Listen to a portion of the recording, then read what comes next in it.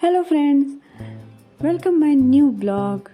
तो आज हम लोग रायगढ़ किला पे चढ़ने वाले हैं, लेकिन उससे पहले मैं आप लोगों को ये बताने वाली हूँ कि अगर आप लोग रोपवे से नहीं जाओगे और पैदल जाओगे तो सीढ़ियाँ कहाँ से चढ़नी हैं। तो जैसा आप लोगों को पता है कि जीजा माता वाड़ा से निकलते हुए हमें शाम हो गई थी, तो आते वक्त हम लोगों ने सीढ़ियों का रास्ता को देखा और यही है वो रास्ता जहाँ से हम पैदल रायगढ़ किला पे जा सकते हैं।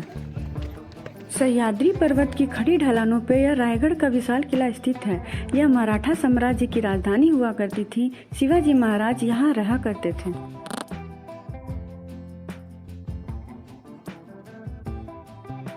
जब आप ये सीढ़ियों को चढ़ना शुरू करेंगे तो इसमें लगभग 1737 सीढ़ियाँ चढ़नी पड़ सकती हैं। अगर आप बिना रुके या कम रुक के चले तो 2 से ढाई घंटे में आप ऊपर तक पहुंच सकते हैं। दिखा तो बहुत ऊपर आ गई है। ये माउंटेन इतना नजदीक आ गया और ऊपर जा रहा। यहाँ पे पैदल चलने वालों की भी कोई कमी नहीं है। बहुत से लोग ऐसे हैं जो रोपवे से नहीं जा कर के पैदल ही सीढ़ियों से ऊपर तक रायगढ़ किला पे जाते हैं। हमारी तो इतनी कम सीढ़ियाँ चलने पे ही हालत ख़राब हो गई थी, क्योंकि एक ही दिन में ऊपर तक जाना, घूमना और फिर वापस आना बहुत मुश्किल काम है। ऊपर में रात में रुकने की कोई व्यवस्था नहीं है। अंधेरा होते होते सबको नीचे बुला लिया जाता है।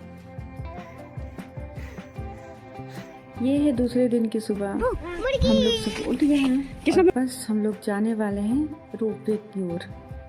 मुर्गी मेरा हाथ काट लेगा। हाँ चलो।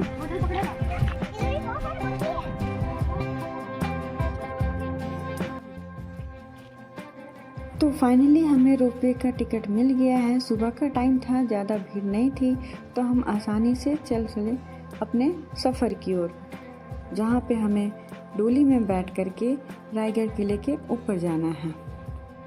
यहीं पे ट्रॉली आती है और यहीं से हम सब उसमें बैठेंगे और रायगढ़ किले के ऊपर चलेंगे। तो चलिए आप भी हमारे साथ। और हमारा सफ़र शुरू भी हो गया है। आप देख सकते हैं सुबह सुबह का समय है और बस हम लोग अब ऊपर जाने के लिए एक्साइटेड हैं, पूरी तरह से खुश हो रहे हैं कि कब ऊपर पहुँचे और ऊपर से नीचे का नज़ारा देखें। बात है यार, लेकिन हमको डर लग रहा है। क्यों डर लग रहा है? नहीं डर रहा है। ले नहीं, हमको नहीं लग रहा है। देखिए नहीं भैया नीचे। हाँ, जैसा आप सुन रहे होंगे कि इसमें थोड़ा डर लग रहा है किसी किसी को, और डरने वाली बात भी है क्योंकि ये लगभग 1350 फीट ऊंची है, मतलब 820 मीटर ये ऊंची है। तो नीचे से ऊपर जाना तो डरने वाली बात है ही। और हम ऊपर पहुंच गए हैं जहां से हम पूरा रायगढ़ किला देखने वाले हैं। तो चलिए, हमारे सफ़र की शुरुआत हो गई है इस खूबसूरत से नज़ारे के साथ। नीचे नहीं उतरो, नीचे मत। अरे बाप रे।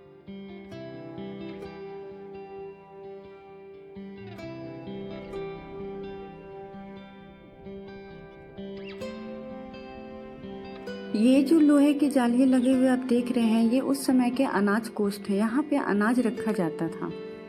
आपको अपने बाएं साइड जितने भी किले देख रहे हैं वो रानियों के महल हुआ करते थे और उसके सामने उनके दासियों के रहने के लिए जगह थी। यहाँ पे हर जगह पे नीचे नीचे छोटे छोटे सुरंग टाइप की सीढ़ियाँ बनी हुई थी, जिससे कि आप आसानी से बाहर अंदर आ जा सकते थे। अगर आपको तालाब के पानी पर जाना हो या ऊपर से थोड़े नीचे तक जाना हो तो उसके लिए कुछ सीढ़ियाँ बनी हुई थी जिससे आप जा आ सकते हो। ये पूरी जगह शिवाजी के राजमंत्रियों और उनके कर्मचारियों से भरी रहती थी उस वक्त पे। जब आप सीढ़ी से आओगे तो आप इसी रास्ते से आओगे और ये यहाँ का मुख्य द्वार है। सीढ़ी से आने के बाद आप इसी से सीधे अंदर जाओगे, जहाँ आपको शिवाजी महाराज जी की बड़ी ही प्यारी प्रतिमा देखने को मिलेगी। शायद वो मंदिर हो सकता है तब। वो तो मस्जिद दिख रही है। ये भी गुम्बद है ना, मस्जिद है। लेकिन मस्जिद है। तो चार वो खड़ा, चार मीनार जैसे नहीं खड़ा। अच्छा, लेकिन मंदिर का ये जो जगह आप देख रहे हैं, यहाँ पे शिवाजी का जनता दरबार लगता था। मतलब यहाँ पे जनता उनके सामने अपनी फरियाद रखती थी और वो शिवाजी से अपनी मन की बात या उनकी जो ज़रूरतें होती थी उनको कहा करती थी। और ये है यहाँ का बाज़ार, जहाँ पर हर तरह की वस्तुएं, सामान वगैरह सब मिला करती थी।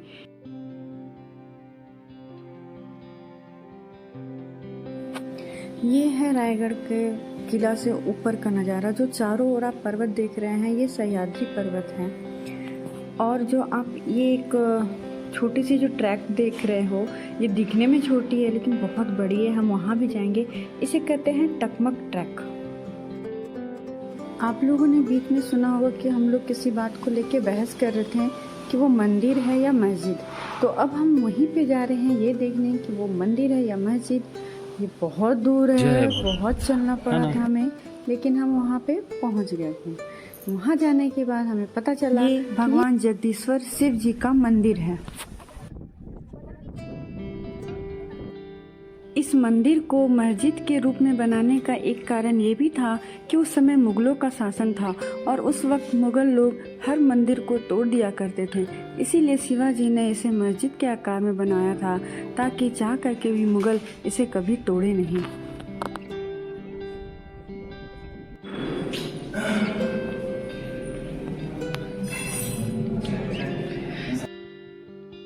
अब हम लोग चल पड़े हैं उसी टकमक ट्रैक की ओर, जो बिल्कुल ही पतली सी हिल पे बनी हुई है, जिसे दूर से देख करके भी बहुत डर लगता है और पास जाते समय भी बहुत डर लगता है।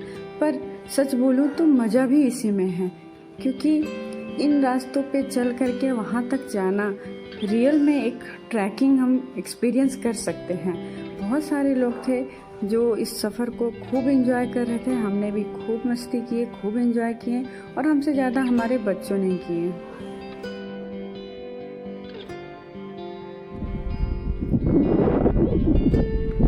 ये जो जगह आप देख रहे हैं, यहीं पर वो सीढ़ियाँ बनी हुई हैं जहाँ से लोग चल के ऊपर तक आते हैं।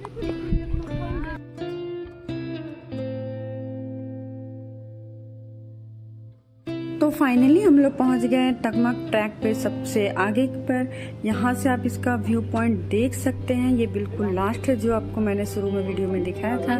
इससे नीचे जाने में हमें भी थोड़ा डर लग रहा था, क्योंकि वहाँ पे कोई सेफ्टी गार्ड भी नहीं थी और खुद की सेफ्टी खुद के हाथ में होती है। हमारे साथ हमारे बेटे भी थे, इसलिए हम लोग आगे नहीं गए।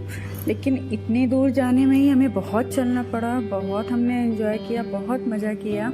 आप भी अगर महाराष्ट्र में कभी जाओ तो ज़रूर जाना।